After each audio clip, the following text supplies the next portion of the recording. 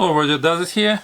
Happy to see everybody on the other side of the screen. Thank you for joining me in my journey for testing different GPUs. Today we're going to install a less expensive version of Alphacool block for RTX 4090 TUF. This block costs less because it has less material, but it will be very interesting to see if the actual performance difference between more expensive version of the core, this one, you can see I already dismantled it, full cover block, very heavy, with a block that has less coverage,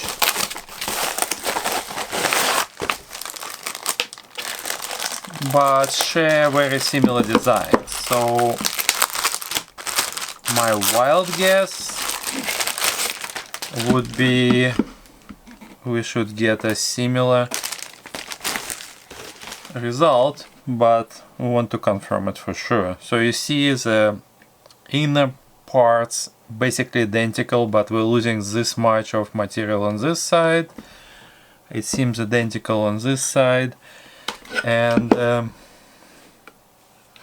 slightly different backplate for the reason that ports on this block is a traditional old style, so to speak, which is piece of plastic attached to the side of the block, while core it actually was one piece of metal, so the ports was milled together as a part of the block itself. So let's see what we get here. Traditionally for Alphacool we're having a full manual that tells us how to install the block, and it's look very similar to the what we just did a few days ago.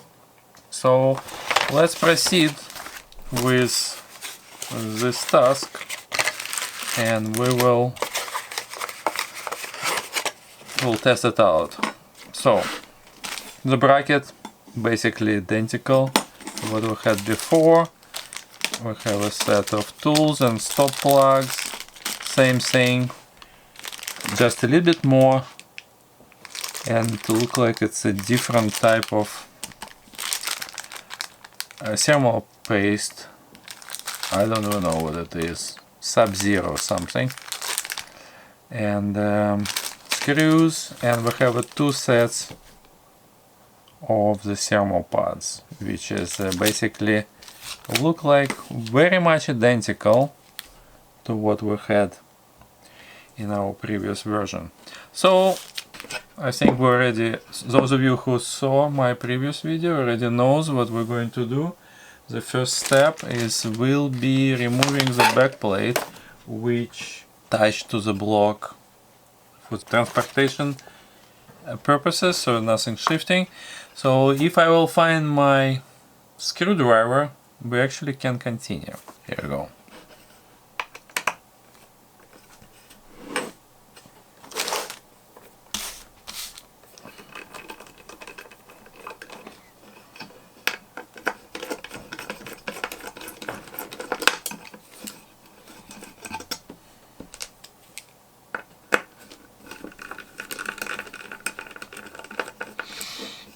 I want to say that I was a little bit skeptical when I was installing core block with the square type of the thermal pad we had there. I'll show you a bit later, but apparently it has no difference whatsoever. So no poles to remove, so it's a little bit less hassle here. I think I have a little ding there, but it's okay.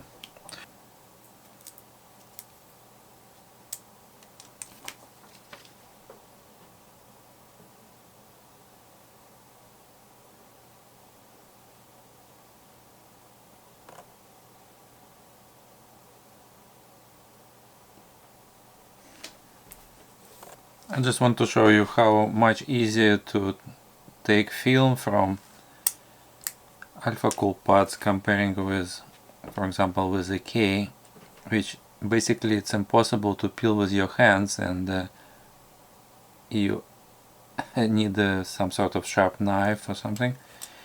Take it out. This one is very easy to peel, although the pads is extremely squishy and they're easy to deform, so it can be a little bit of challenge to put them in place, but the peeling part is really good.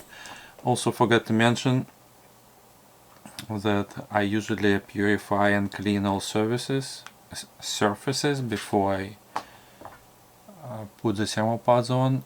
Maybe it doesn't make a difference or measurable difference, but just for the better practice I do it. So I also recommend you to wipe it with solutions such as Arctic Clean or similar. So that's basically any computer store has those. So do it. It's for the best. It's expensive piece of hardware you're dressing up. Here we go, all thermal pads applied. I showed you a little bit the wrong picture earlier. This yellow thermal pads, it's for the backplate, so actual map is a blue one, but I guess you should be figured it out. And the next step will be clean PCB and apply thermal paste, which I already did, and put thermal pads on. It also presumes that you attach the bracket, but I found that it actually makes installation a little bit harder because bracket a little bit latching on the stuff. So what I'm going to do is I actually will install circuit board without the bracket and attach bracket after I install it. So let me do that, and if there's any trouble I'll tell you. Don't do it, but for now I'm trying to optimize my installation process. Okay, just aligning with all the screw holes,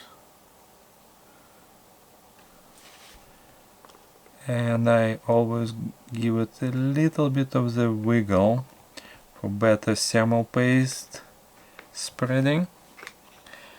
And now those 4 screws need to be attached in a cross manner way. I continue filming this after vacation, so maybe the story will be not as smooth, but here we go.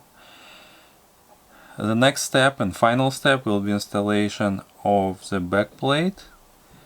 Before that I installed those 4 screws in a cross pattern manner, so you need to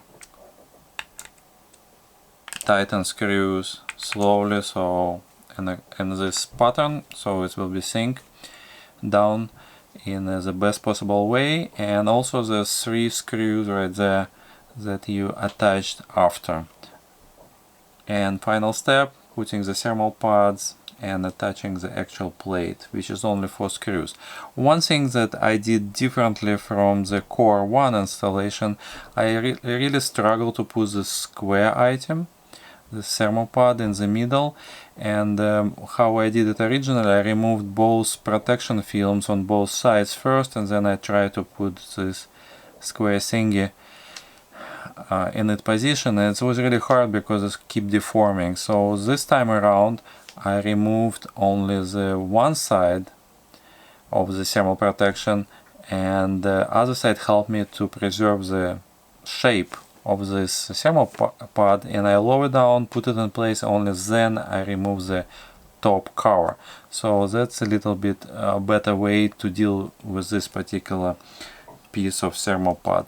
So the last step would be putting the plate itself. So let me see how we do it correctly. Yeah. So basically we just align it the same way as we did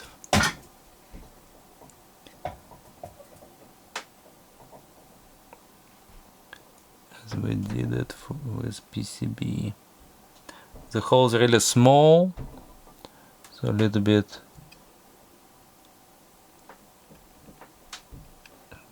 hard to see, to be honest with you, but it's doable. And we have those 4 screws that needs to be attached in the positions. So seems like I put everything nicely so as it goes through correctly.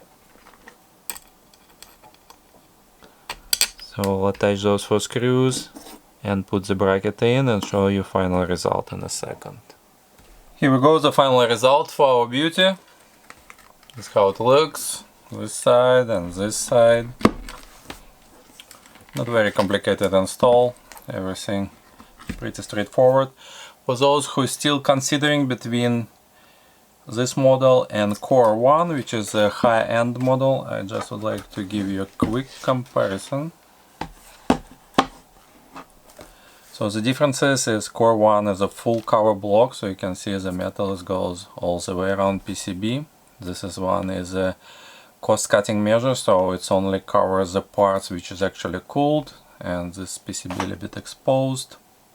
Visual difference.